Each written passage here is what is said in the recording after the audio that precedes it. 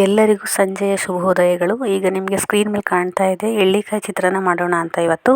ಅದಕ್ಕೆ ಮೊದಲಿಗೆ ಬೇಕಾಗಿರ್ತಕ್ಕಂಥದ್ದು ಹಾಗೆ ಅಕ್ಕಿಯನ್ನು ಚೆನ್ನಾಗಿ ತೊಳೆದು ಸುಮಾರು 5-6 ಸಾರಿ ಅಕ್ಕಿಯನ್ನು ತೊಳೆದು ಚೆನ್ನಾಗಿ ಬಸ್ತು ನೋಡಿ ಹೀಗೆ ಕಾಣಿಸ್ತಾ ಇದೆ. ಅದನ್ನು ನಾವು ಲೋ ಫ್ಲೇಮಲ್ಲಿ ಇಟ್ಟು ಏನು ಮಾಡಬೇಕು, ಬೇಯಿಸಬೇಕು. ಸ್ವಲ್ಪ ರುಚಿಗೆ ತಕ್ಕಷ್ಟು ಉಪ್ಪನ್ನು ಕೂಡ ಹಾಕಬೇಕು.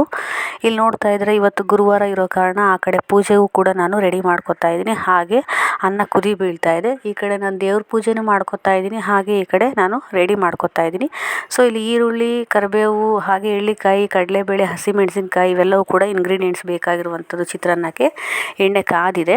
ಕಾದ ನಂತರ ಸೊ ಈಗ ಸಾಸಿವೆ ಹಾಕೋಣ. ಸಾಸಿವೆ ಅದು ಚಟಾಪಟ ಸಿಡ್ದಾದ್ಮೇಲೆ ಸೊ ಇಲ್ಲಿ ಕಡಲೆ ಬೀಜ ಹಾಕ್ತಾ ಇದ್ದಾರೆ ಅಮ್ಮ ಫಸ್ಟಿಗೆ.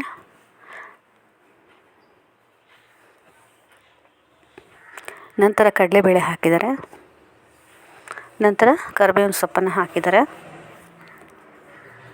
ಅದೆಲ್ಲ ಕೂಡ ಎಣ್ಣೆಯಲ್ಲಿ ಚಟಾಪಟ ಸಿಡಿಬೇಕು, ಹಾಗಿದ್ರೆ ಮಾತ್ರ ಟೇಸ್ಟ್ ಚೆನ್ನಾಗಿ. ಸೊ ತದನಂತರದಲ್ಲಿ ಇಲ್ಲಿ ಅಮ್ಮ ಏನೋ ತೊಗೊಳೋದಕ್ಕೆ ಹೇಳಿದರು, ನಾನು ಆ ಕಡೆ ಹೋದೆ. ಹಾಗೆ ಆ ವಿಡಿಯೋ ಕೂಡ ರೆಕಾರ್ಡ್ ಆಗಿದೆ. ಸೊ ಇಲ್ಲಿ ಈರುಳ್ಳಿಯನ್ನು ಕೂಡ ಹಾಕಬೇಕು. ನೆಕ್ಸ್ಟು ಈರುಳ್ಳಿ ಹಾಗೆ ಹಸಿಮೆಣಸಿನ್ಕಾಯಿ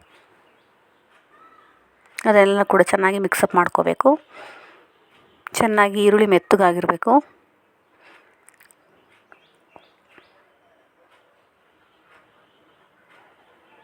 ಈಗ ರುಚಿಗೆ ಬೇಕಾದಷ್ಟು ಉಪ್ಪನ್ನು ಆ್ಯಡ್ ಮಾಡ್ಕೋಬೇಕು. ಎಳ್ಳಿಕಾಯಿ ರಸನ ತೆಗೆದಿಟ್ಕೋಬೇಕು. ಈಗ ಚೆನ್ನಾಗಿ ಬೆಂದಿದೆ, ಕಾಣಿಸ್ತಾ ಇದೆ. ಸ್ವಲ್ಪ ಅರಿಶಿನ ಬೆರೆಸಿ ಹಾಗೆ ಹಿಂದೆನೇ ಏನು ಮಾಡ್ತಾ ಇದ್ದಾರೆ ಅಮ್ಮ, ಅನ್ನ ಬೆರೆಸ್ತಾ ಇದ್ದಾರೆ. ಮೀನ್ಸ್ ಅನ್ನವನ್ನು ಸೇರಿಸ್ತಾ ಇದ್ದಾರೆ. ಈಗ ಗೊಜ್ಜು ಅನ್ನ ಎಲ್ಲ ಮಿಕ್ಸ್ ಆಗ್ತಾ ಇದೆ. ನಿಮ್ಗೆ ಎಷ್ಟು ಬೇಕೋ ಅಷ್ಟು ಅಳತೆಯಲ್ಲಿ ರೈಸನ್ನು ಆ್ಯಡ್ ಮಾಡ್ಕೋಬೋದು.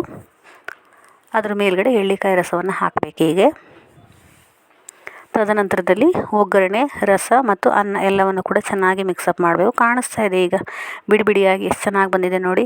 ಮೆಣಸಿನ್ಕಾಯಿ ಏನು ತುಂಬ ಯಥೇಚ್ಛವಾಗಿ ಕಾಣಿಸ್ತಾ ಇದೆ ಅಂತ ಅನ್ನಿಸ್ತಾ ಇದೆ ನಿಮಗೆ.